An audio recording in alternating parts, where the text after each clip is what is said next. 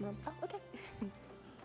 So Diana and I are going to be sharing the podium today because, as I'm sure everybody is aware, the International Space Station National Laboratory works in close cooperation with NASA, multiple parts of NASA, and we would not be able to succeed in our joint mission to continue the exploration of space, and more importantly, from the perspective of the ISS National Laboratory, enable access to space for advances in science, technology, and more recently, medicine that have direct impacts here on Earth. So Diana's here today representing Biological and Physical Sciences program at NASA, which shares as part of its mission, a mission to also continue utilization of space to further human discovery, and just as importantly, to have direct impacts here on Earth. So our purpose here today is to announce the winners of the inaugural Igniting Innovation Awards, as we will have an opportunity this morning to kick off this conference. We wanted to emphasize the very significant discoveries that are made possible only by this access to the International Space Station. I would like to first begin by bringing on stage our Igniting Innovation awardees. So if I could ask our principal investigators to join us here on stage.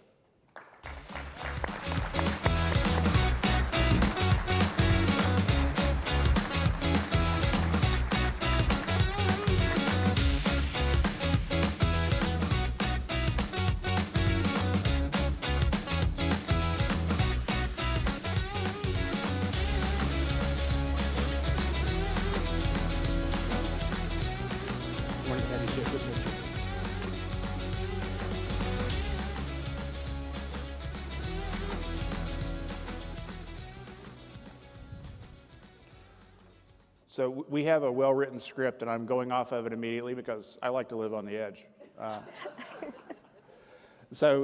Beginning on our right, on your immediate left, I'd like to introduce Dr. Yuping Chin from the University of Connecticut and ESSRA Biotech.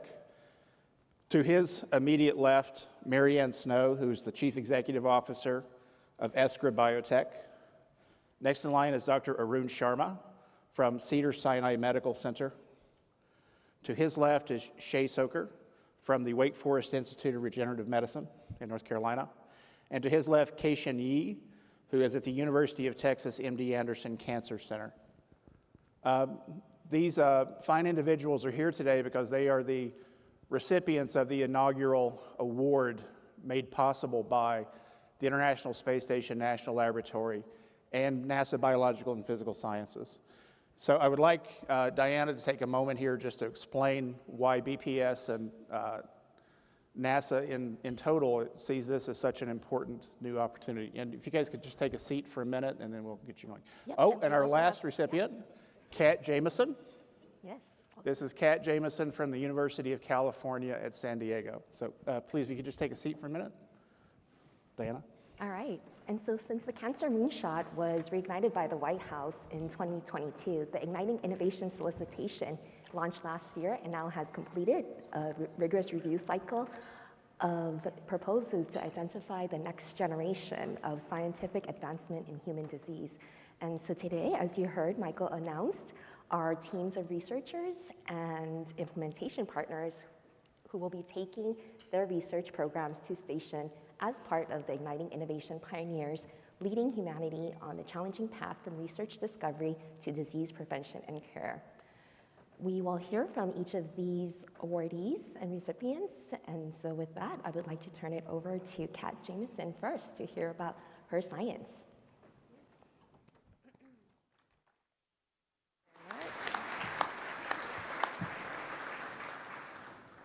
All right. Well, thank you so much, everyone, for being here. I hope everyone's well caffeinated, and certainly I'm thrilled to be here. I wanted to thank Mike Roberts and everyone else in the room for really taking on a tough obstacle in that space as a place to do science. So in terms of igniting innovation, we're really interested in looking at how our stem cells age. And you know, our stem cells are the only cells in the body that can regenerate a tissue. So they can divide without differentiating, and then when they get the right cues in the right microenvironment or niche, they go on to make all the different cell types for that tissue. The problem with cancer is it doesn't know to stop doing that. It doesn't know to stop self-renewing or regenerating. So we've been very fortunate to be able to work with Axiom and Space Tango, and more recently Sierra Space, and of course NASA and CASES, to look at how cancers behave in space. So what we did was we made tumor organoids in what's called a nanobioreactor, which is a little pediatric blood bag, gas permeable. We put Surgifoam sponge in, and we seeded it with Matrigel as well as breast cancer that had been labeled with a reporter that reads out for a gene that allows cancers to clone themselves called ADAR1. So ADAR1 has been on our radar for about 10 years. We first discovered it was associated with cancer's capacity to clone itself a long time ago. So what we did was we sent the green fluorescent protein containing ADAR reporter breast cancer organoids into space. This is with Axiom on Axiom 2 and 3. And what we were able to show is that actually we could diminish the size or the growth of those organoids with 2 ADAR inhibitors, either fedratinib or rebexinib, rebexinib being a new drug we're making to really try and get to the clinic early next year. So the point of this story is when you try and do the impossible, but with people who never give up, you can achieve those dreams potentially of making new therapies for cancer in an accelerated time frame. So I'm a physician, I see patients with cancer.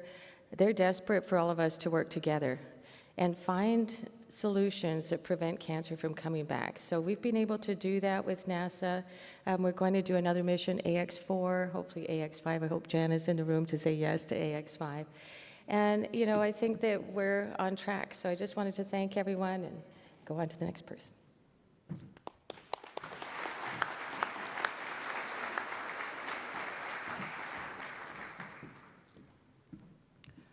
All right, good morning, everyone. Thank you to the National Lab and to NASA for the honor for this particular award. It's always fun to come to this particular meeting. I've been coming here ever since I was a graduate student about 10 years ago. It's amazing to see just the growth in this field and the overall potential of doing research in space. It's really exciting. So this is a project that's building on about a decade of work that my laboratory and my collaborators have been doing, utilizing pluripotent stem cells in a microgravity context. Previously, we had shown that we can grow stem cell-derived human heart tissue in space. This was a mission that was completed in 2016, and we were able to model the impact of microgravity on the individual cells of the human heart. And so fast forward, we have more advanced model systems to study how the human heart could actually function in space at the cellular level. So what you're seeing here are three-dimensional heart spheroids or cardiac spheroids. You can see them visually contract.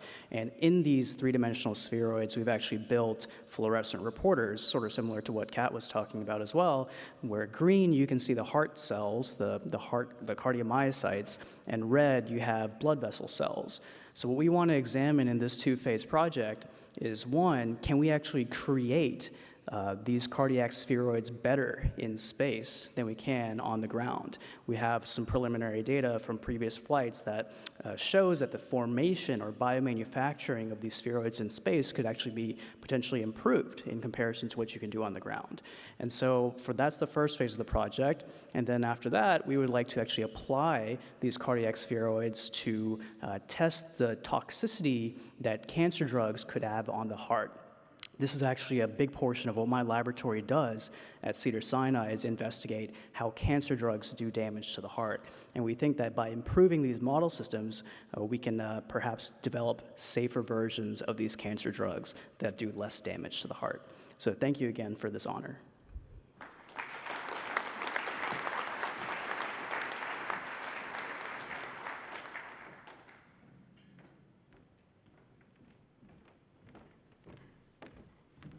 Good morning. My name is Marianne Snow. I'm the CEO and co-founder of ISSRDC Biotech.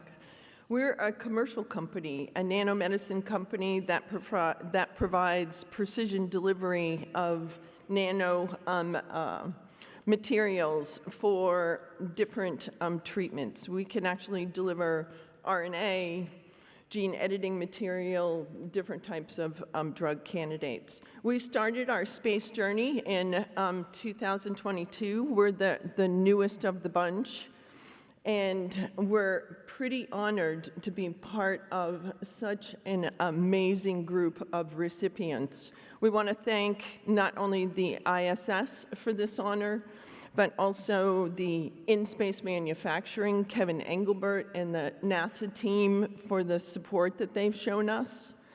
We've had an opportunity to be on station 3 times in less than 12 months because we are working very hard to show some of the capabilities and possibilities of space in terms of advancing a space product in a commercial cadence. So ISSRDC Biotech is the first company to produce nanoparticles in space for medical applications here on Earth. And we're working with our partners, Space Tango and Axiom Space, to be able to advance that technology. Thanks to Axiom and one of our great partners, Janice Stoudemire, we have had an opportunity to have early stage talks with the FDA to think about pathways to approval for space-made products as well. I want to acknowledge that none of this would be possible without my co-founder and partner, Dr. Yupeng Chen. He is not only the inventor of the technology, but he and I have worked together for 18 years to advance the science and also bring the technology to this point. So I want to introduce him so we can talk to you a little bit about the science. Thank you, Mary. Yeah. I'm Yupeng Chen, a co-founder of ISSRDC Biotech and also associate professor from University of Connecticut. For many years, we have known that crystals forms, we can produce better crystals under microgravity. But then our question is, how can microgravity do something to nanomaterials or nanoparticle-based drugs? Because crystallization is a process of single molecular assembly, right, so into crystal. But for nanomaterial drugs, we have multiple components. And in the past few years and over 3 space missions, for the first time, we have verified that microgravity can also improve the assembly of nano carriers, especially not only for the carrier, but also for the drug loading, loaded in those nanocarriers. And we have produced a round-shaped nanoparticle and can be used to deliver RNA and other bioactive molecules. And very important because they are round-shaped, they are slimmer than conventional nanoparticles. They are 3 times smaller than those. And because they have those special physical shape, they also have accumulated in tumor and solid tumor much better than spherical nanoparticles. In our animal model, we have shown that we can increase more than 400% of tumor accumulation by using our round-shaped nanoparticle. And so that we can use those nanoparticles to deliver drugs to kill cancer, especially for the cancer that is currently we don't have a very good treatment. And in this specific project, we use a computational aided design for our nanoparticle, and then we will use in-space manufacturing to produce a homogeneous round-shaped nanoparticle carried with either mRNA therapeutics or the chemical therapeutic drug. And then we will come back to Earth to conduct a preclinical experiment. And I think another thing for beneficial for our project is we can have a very good synergy with other peer groups because, as you know, other peer groups, they grow tumors, they grow organoids in space, so that we can produce the drug candidate and using their models to test, to screen different drugs. So basically, we can have a full chain of scientific discovery and find the best pharmaceutical to treat cancer. Okay, thank you very much.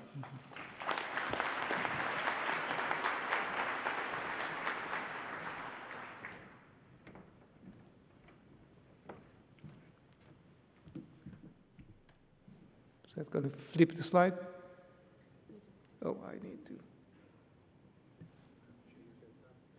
Oh, okay.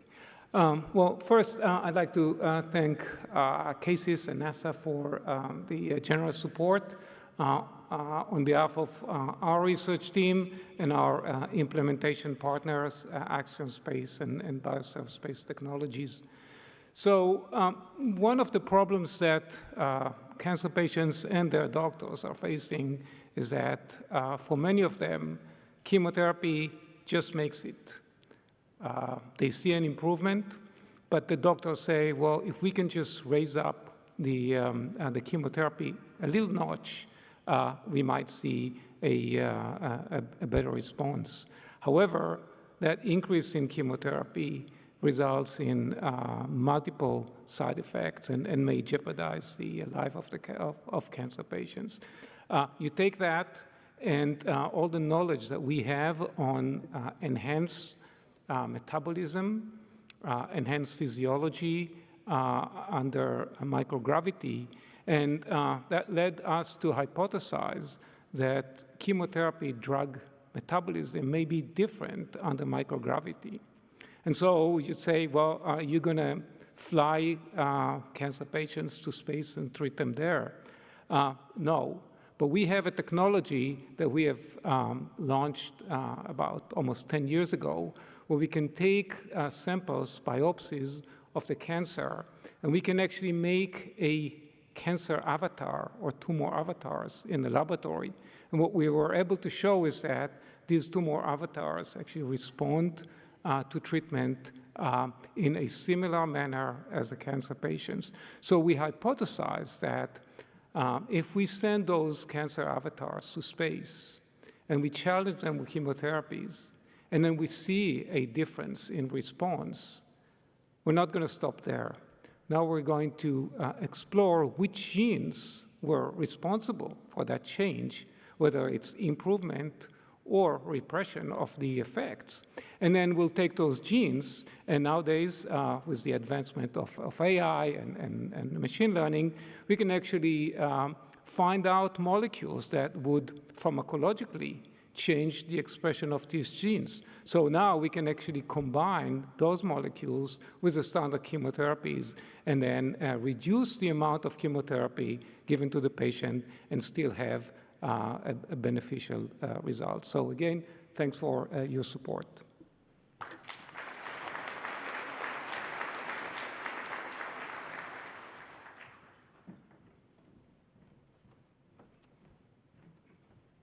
Good morning, everyone. I'm Cassian Yi. I feel like I'm an intervention. I've been addicted to science since I was 10 years old, and it's taken 4.5 decades. And thanks to ISS and CASIS, we've been able to, if not send a person to space, at least their T cells. I'm a medical oncologist at MD Anderson and also an immunologist, and for the last 20, 30 years, we've been trying to treat patients with T-cell therapy. You've heard a lot of adoptive cell therapy on Earth. But one of the most important things about a T-cell is it preserves memory. It's there for the long term, protects against relapse and recurrence, and hopefully takes care of the cancer where other modalities cannot. One of the levers we cannot push on Earth is gravity.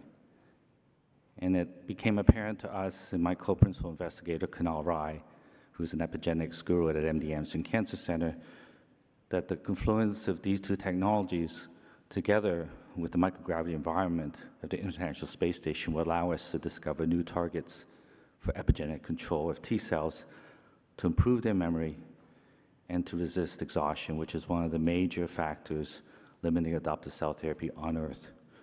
So like Dr. Shoker, we're not sending patients to be treated in space, but we're sending the cells using a model system to recapitulate how T cells grow, retain memory, and resist exhaustion, bring those back to Earth, identify targets, and then to recapitulate those conditions by upregulating or downregulating expression of those targets. And hopefully these can be translated directly into saving lives and helping patients with cancer on Earth. I'd like to thank our partners, Janice Stoudemire, Stephanie Countryman from Axiom and BioServe, Deep Space Bio, and also the generosity of some of the matching donors, also Mongoose Bio, potentially one of the partners that can translate this to clinical care. Thank you so much for your time. This is a schematic of what we're doing on Earth through Axiom on the space station. We're not putting them into astronaut suits, but that is the idea, is we interrogate what happens, and then we bring it back down to Earth, and hopefully we can bring that into clinical practice. I'm actually surprised the website wasn't taken, but if anybody wants to learn more, go to tcellsinspace.com. Thanks so much, everyone.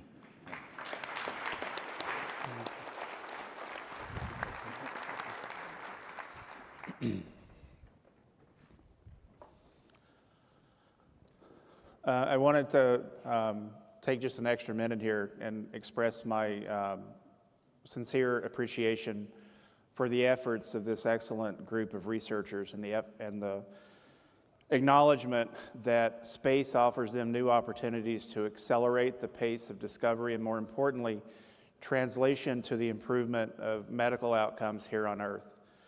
My thanks to Diana and the team at NASA Biological and Physical Sciences for continuing to partner with us in this in our first Igniting Innovation cycle. And before I move on to an announcement about the continuation of Igniting Innovation, I also wanted to take this opportunity to express the value that the International Space Station National Laboratory and this collaboration with NASA, with other U.S. funding agencies, including the National Institutes of Health, National Science Foundation, and multiple other agencies, continues to enable new avenues and new pathways for discovery that have societal impact here on Earth.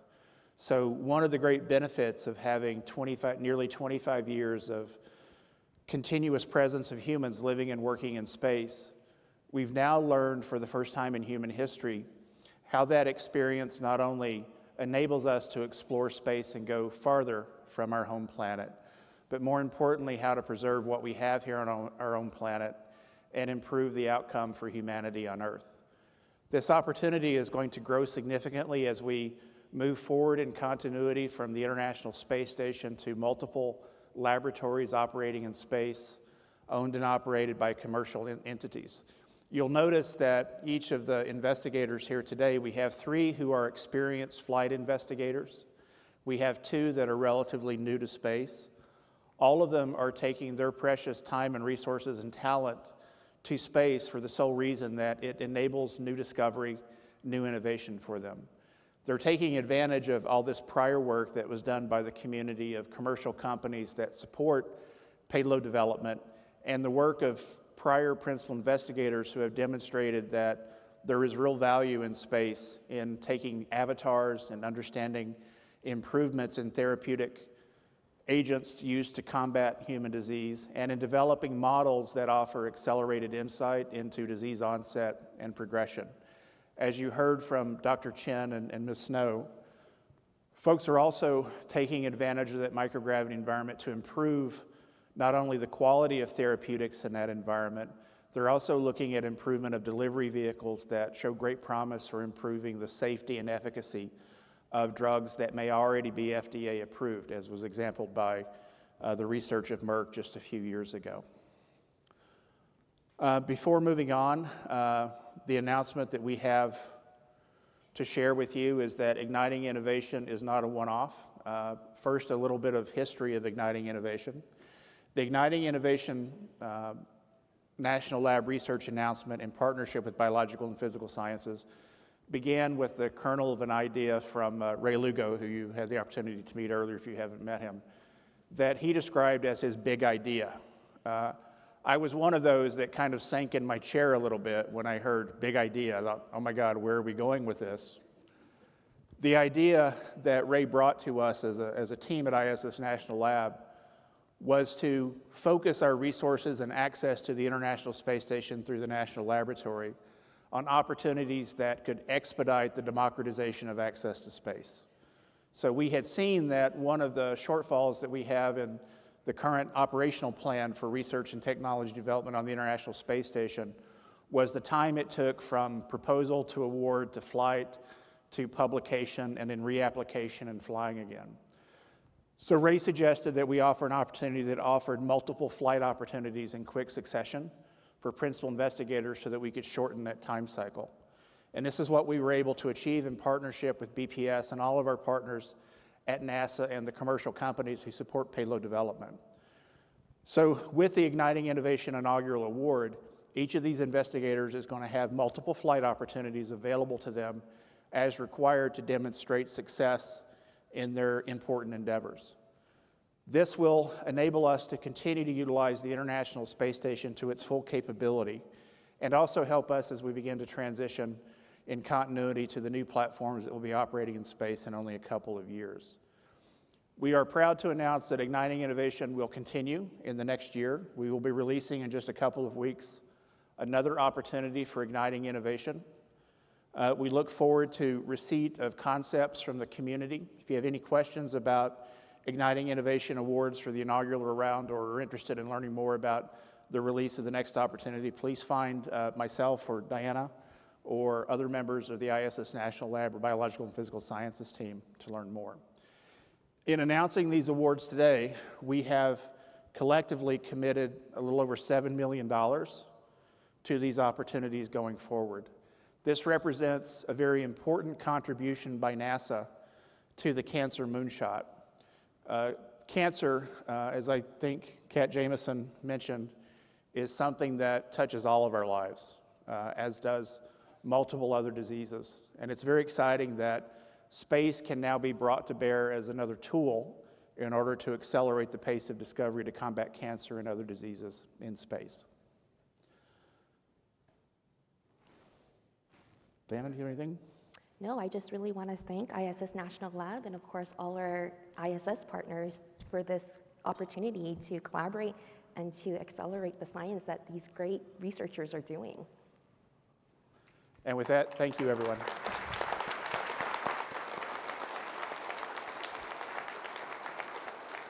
And with that, I'll ask our guests to return to their seats, and I'd like to invite Jessica back to the stage.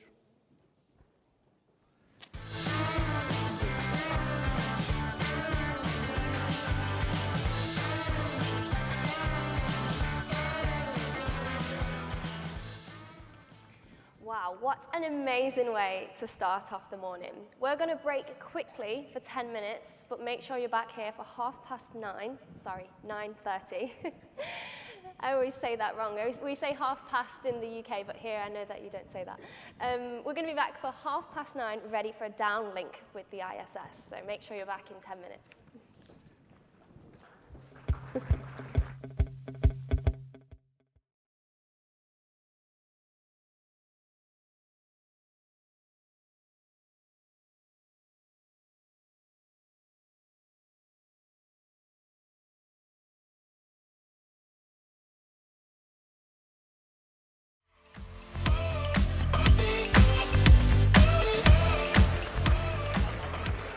What a way to start off the morning. The research heading to the station is truly inspiring. Next, we're gearing up for a live downlink with the ISS. Let's bring up our host for a conversation with the astronauts on station in real time. Please join me in welcoming Jenny Turner, Communications Lead from NASA's ISS Research Integration Office, to the stage.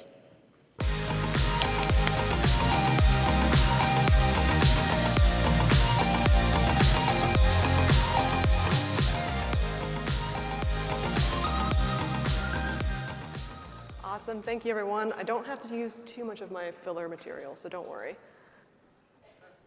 Well, when it comes to igniting innovation, it's hard to beat spaceflight, and I'm so proud and thankful to be here with all of you, especially as we continue the story of the International Space Station and low Earth orbit research. So we'll hold on here a second before we connect with our crew on board.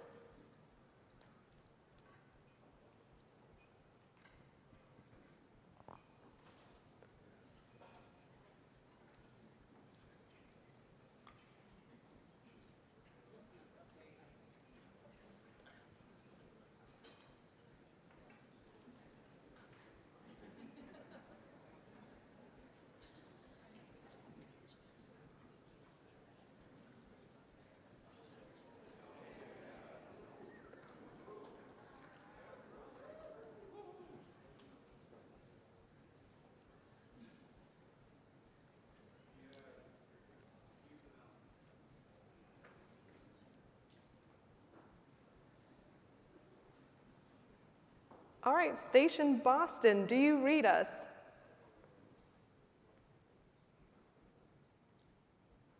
The great city of Boston. This is the International Space Station Expedition 71.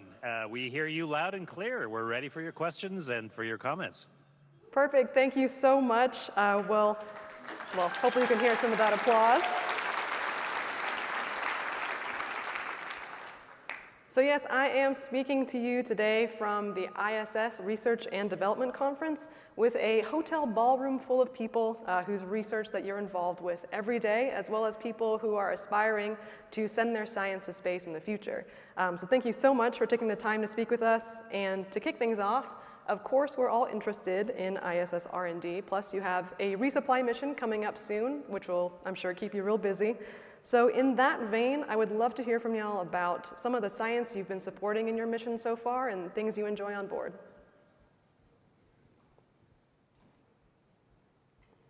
Of course, all kinds of cool science and not enough time to talk about it up here. I have two quick things that have been fascinating to me is working with a 3D printer that prints cardiac tissue to try and create artificial hearts. Pretty impressive to be able to do that and hear the excitement in the researcher's voice when you report back the results or show them a picture or show them a video of what their device has been working on, and they just get so excited, and I just love being a part of that. Of course, I'm just the technician moving things around, but it's always exciting to see that happen. And then the bigger part of the research also as well is we are the experiment. So I'm a part of a study where we know that a treadmill takes up mass and space, and that might be hard as we go to the moon and we go to Mars. So I'm part of an experiment where I don't ride on the treadmill. We want to see if you can go in space and what happens to your body if you never use a treadmill. So I haven't ambulated or walked since March.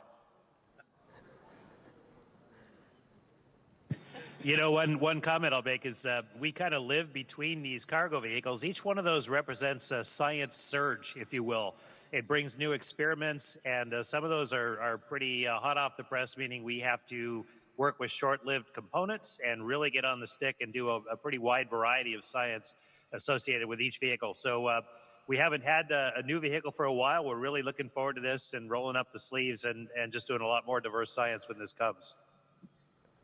I think you have a lot of folks who are very excited to get that cargo on board as well to have you help with that research. So kind of continuing on, I know Matt and Jeanette, I would love to get your perspective for your first flights. What's something that you did not expect, science or otherwise, about life on station? Well, one thing that surprised me, having done so much research in the past, is how difficult research can be on orbit and the things that you have to think about before you assemble an entire project to do the research. The genetics in space and the really small quantities that we have to work with there, and the way that water operates in space is very different. So the thought that has to go into an experiment before we can conduct it up here is probably double the time that I would spend on the ground putting together one experiment. So that surprised me, but it's reasonable, especially when you consider that things just float away. And you gotta make sure that your sample is secured to the table before you walk away from it. So there's many things that you have to consider when you're conducting research here in space. So kudos to the researchers who get it right, and they get great results because they put Velcro on everything and make sure we do it properly. And those are just some of the funny things, but conducting research here is different than on the Earth, and that is something that I've learned, and it's been a great lesson. And in the future, say someone else is coming up here, they want to conduct their own research, they have to really consider a lot of things before they do that. Awesome. And on the other side, for Mike and Tracy, and having a couple more missions there to ISS, how has the ISS changed since your first mission, especially how has the science changed since you first flew? Well, I could say that during my first two missions, I was involved in the assembly of the space station, and utilization or science was just something we were, for lack of a better word, dabbling in. And the change for me has been now that we are assembly complete and we are full throttle on utilization, using this space station as the world-class laboratory that it was designed to be. It has been it has been a joy to see not just the kind of science that's being done, but like Jeanette and Matt had alluded to, the scientists, the researchers, the investigators, the people who have invested so much of their resources and their talent into creating a project that can sustain and bring us knowledge in microgravity and all of the other difficulties that we encounter when we try to do the science in this environment, just as Matt and Jeanette had described. And so it's been a joy to see how we have been able to come this far to use the space station as a platform in many ways, and to watch everybody on the ground use their creativeness to exploit all of the advantages that we have up here. I know Jeanette already mentioned kind of some of the difficulties of doing science in space as far as everything floating away from you. And I think when you talk to an average person about science, an image of tubes and beakers and lab coats may come to mind. So aside from those difficulties, or maybe with those challenges, what does science look like on the space station? Can you talk a little bit about the facilities that you've worked with, kind of how you've worked around some of those challenges? Well, I could start, everyone could add things. Being up here is all about zero-G stuff management, and that goes whether you're exercising or brushing your teeth or eating your food or conducting the experiments we do. And you really have to develop those chops to be successful at any of these. Use your imagination. And so that's kind of the lens that we look at all of the science that comes our way. I'll use SpaceX 30 as an example. That was kind of a tidal wave of science when we'd only been up here for a couple of weeks or so. And that, in a way, kind of hit us like a ton of bricks because it was very diverse and the techniques you needed for each experiment were very different. And we were doing these for the first time, and some of these experiments were being done for the first time. So your brain is all over the map. You're trying very hard to get it right. You know that these experiments are years and millions of dollars in the making. And you've got a very excited but anxious investigator or payload developer on the other end. And so you're doing your best to use your zero-G chops to make these things work. And you may be working fluid or combustion or 3D printing or DNA sequencing or metagenomic analysis. And at the end of the day, you're just whooped, but hopefully giddy with success. So that's kind of what I think about when I think about that science search. There's nothing better than having a really excited investigator on the other end who's really happy with what you've done. But we work pretty hard to make that happen. No, that's awesome, and I know everyone here appreciates the work you do with the science. Kind of going along that line too, to date, what has been the most surprising or unexpected reaction or outcome that you might have experienced on board? I don't know if you've had any of those quintessential, that's weird, kind of science moments on board.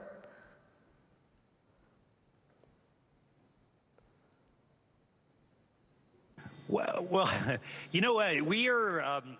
we're at one time subjects in this, so we are part of a batch data collection as human subjects, and the results kind of come after a lot of us have been done, and the same with a lot of experiments.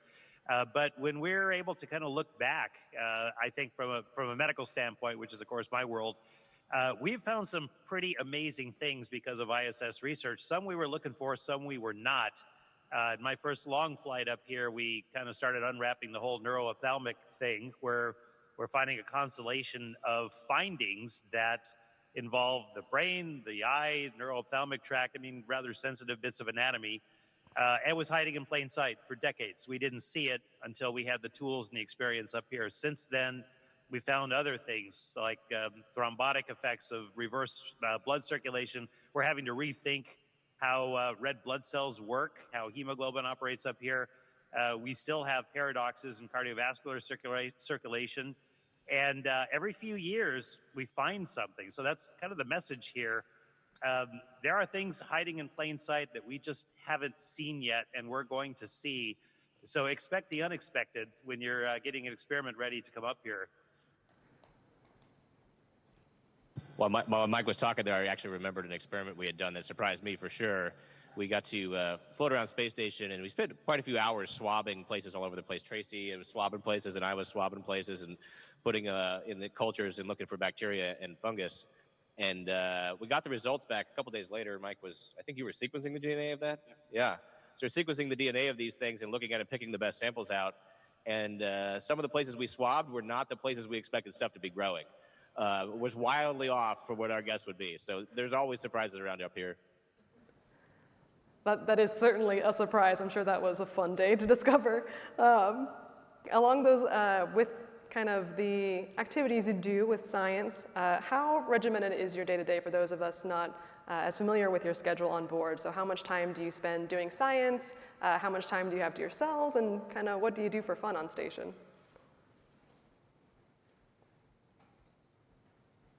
Well, every day is different, and so you can never say that every day is going to be the same. Only thing we can count on is that we have 2.5 hours of exercise that we have to do. So you have to fit that in there somewhere. But we get up probably around 6:30-ish. We have a morning hygiene breakfast. Then we have a daily planning conference that we have in the morning. Then after that, we're off and working. It could vary from working in the SIR lab to working in the GEM on their material science lab, the MSL. It could be taking apart the cold atom lab and getting it ready for downmassing to Earth and then reassembling it. And that could take up to 4 hours straight in doing that. So we could spend the entire morning doing one thing, and that could be taking apart the cold atom lab so that we can prep it. And then in the afternoon, we have to fit that 2.5 hours of exercise in, and then we may have to do an ultrasound on someone's eyes or an OCT exam for eyes, or an ultrasound on the jugular vein or something like that. So the day can vary, but it is filled and packed. Like today we had robotic sims that we had to go through, and this was after I had to process all the blood for immunity assay experiment. So Matt had to draw his blood. I had to process all of the blood, and that took several hours. So the day is filled with stuff that is relevant to maintaining the station, doing the research, and maintaining our bodies as well. Never a dull moment for sure. Well, starting with ISS and kind of looking out towards exploration. So with Artemis, NASA is looking to land the first woman and first person of color on the moon, using those technologies to explore more of the lunar surface than ever before. So I'm interested in your perspective on other sorts of technologies or research on station that we'll need to prepare astronauts for living and working on the moon and Mars. And what are you most excited about relative to kind of reestablishing a footprint on the moon? Well, I can start. One thing, the ISS is an incredibly well-equipped laboratory, and we are testing everything up here from the life support systems to exercise countermeasures, but also the ability to do science. And all of these eventually have to become more and more automated and independent so that the crew can handle them by themselves. Right now, we're dependent on sending a lot of samples down to the ground for analysis to interpret results. And just like with medical care or regenerative life support systems, we have to become a little bit more autonomous, more Star Trekian, if you will, so that you have research labs or research capabilities and you can do point of origin science and get results down rather than samples down. So developing that autonomy is also kind of ingrained in what the ISS is doing right now. And, obviously we can't wait to expand a little bit out further. I kind of think of the ISS as a low Earth orbit wind tunnel where we can test all of these systems and not just demonstrate that they work, but field test for long periods of time with the use and abuse of a crew and the spaceflight conditions, and then feel a lot more confident taking them to the moon and further. And I think that's a pretty critical step for us. I think Mike covered that pretty good. I think people want to hone in on all the cool things like the rocket engines or the technology or the fuel transfer from one rocket to another to get to the moon. And those are the big things that kind of stick out as shiny objects. But I think the success of going to the moon and then to Mars will be about all the little details, the little things like how do you make a seal, like the Apollo mission, the seals on the doors to open the door to walk out on the surface of the moon had to work 2 or 3 times. They did 2 or 3 EVAs. We're looking to go to the surface of the moon and do weeks and months and years of continuous stay out there. Those seals need to last that long. So We're up here doing the long duration testing, and the little things are what's going to make us successful. And I'll just add to that, that since we have a whole room full of bright minds and forward thinkers, that this may not be so glamorous a topic, but packaging and trash management is something that we as crew end up having to use our creativity to manage here on board. And I can only imagine the space is going to just shrink as we endeavor to go further away from our home planet. And so that's just something that I think looking forward, we need to put a lot more thought into in terms of how we're going to manage trash, collect trash, and try to avoid trash. And I'll just add at the end that the thing that I think we could benefit from is figuring out ways to get the human body to last longer outside of the Van Allen belt and the radiation. What countermeasures can we develop? There's going to be a lot of difficulties, I think, in the human body if we don't, one of the things, looking at the DNA, looking at our genetics, looking at different ways to help us sustain our bodies. And, there's a lot more to say about that, but, there's a lot of researchers looking at that as well. So bringing together all of those neat ideas that we see in patent literature and figuring out how we can use that on the moon. You're definitely speaking our language as far as folks interested in the details of science and kind of hoping to prepare for the future. I know we're coming towards the end of our time here, so just wanted to fit in one more quick question. Do you have any last words of advice for current or future scientists hoping to work in space research?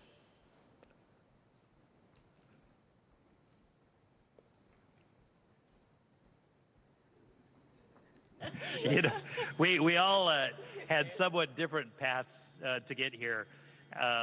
But the first thing is you got to love what you're doing. And I think one common thing amongst all of our different paths is that we're all fueled by curiosity.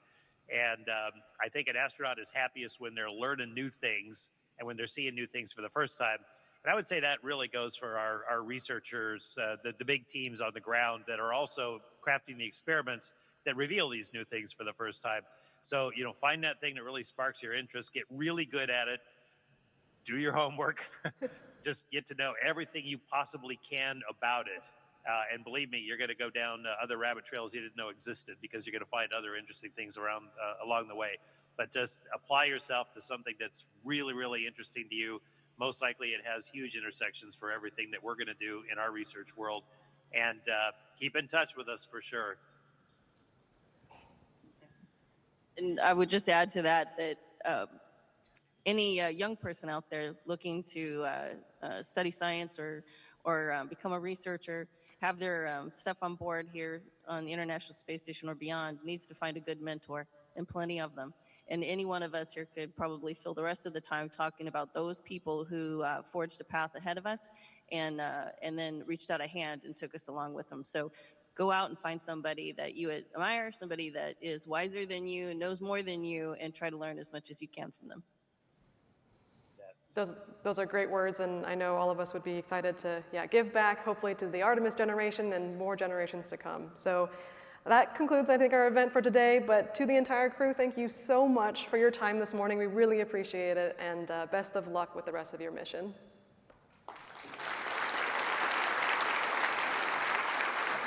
Yeah, great to talk to you guys. Good luck. Really enjoy the conference, network, learn things, learn people, and have a great time. Station, this is Houston ACR. That concludes the event.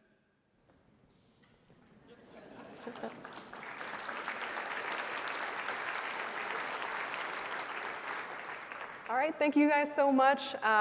And thank you again for your passion and your drive for science and research on the International Space Station. I'll be handing back over to Jessica to close us out for the morning.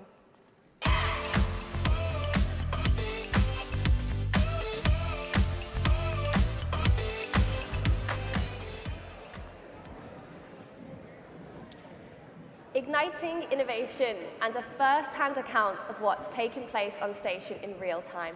Absolutely outstanding.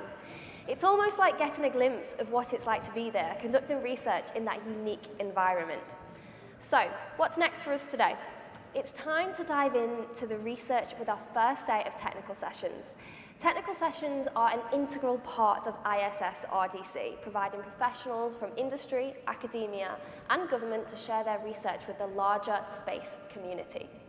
The American Astronautical Society is proud to work collaboratively with NASA and the ISS National Lab on the technical sessions, which will take place for 2 hours on each of the 3 days of ISSRDC. We'd like to thank our technical session sponsor, Airbus US Space and Defense. We'll see you back here for lunch at noon, and our next keynote speaker, Dr. Ginny Meehan, Assistant Director for Space Policy at the White House Office of Science and Technology Policy. You do not want to miss it. Thank you, and enjoy the technical sessions. Remember, you can grab a coffee from the expo. And before we go, please enjoy this video from our gold sponsor, CSS.